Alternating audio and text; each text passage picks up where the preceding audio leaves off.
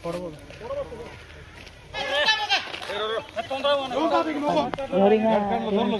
Section रे जन को भालू आक्रमण करी मारी देथिला।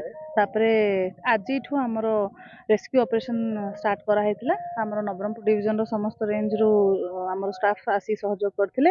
आ आरआरटी टीम आमर आसिकी रेस्क्यू करथिले। आ एबे रेस्क्यू हे सारिची। आ आमे से भालू को आमर जो रेस्क्यू सेंटर अछि सेठी आमे नेकी जाउछु तार फर्दर ट्रीटमेंट पई। आ वंस से ठीक हे गेला पर आमे ताको रिलीज कर। तो प्राय काली संध्या रु आम स्टाफ वंस जतलठू आमर माने मारिची से ता परठू ही आमर झरिगार रेंज रो समस्त स्टाफ एठी नियोजित अछंती। काली राति सारा एठी रहिचंती।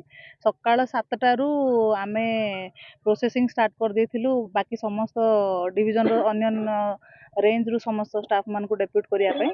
किंतु ए ऑपरेशन टा काली संध्या 5टा रु ही स्टार्ट हे जाइतिला।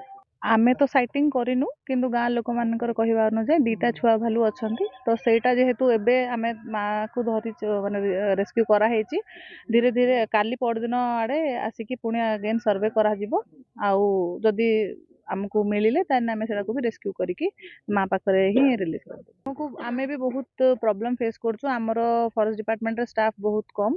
द्वितीय रे हमको मॉब बहुत माने हमको कोऑपरेट करू नाहंती। एबे भी आपण माने देखिथिबे जेतले रिलीज रेस्क्यू करिकी नउथिले बहुत गहली रे से मान पछरे गोडैथिले लोक माने।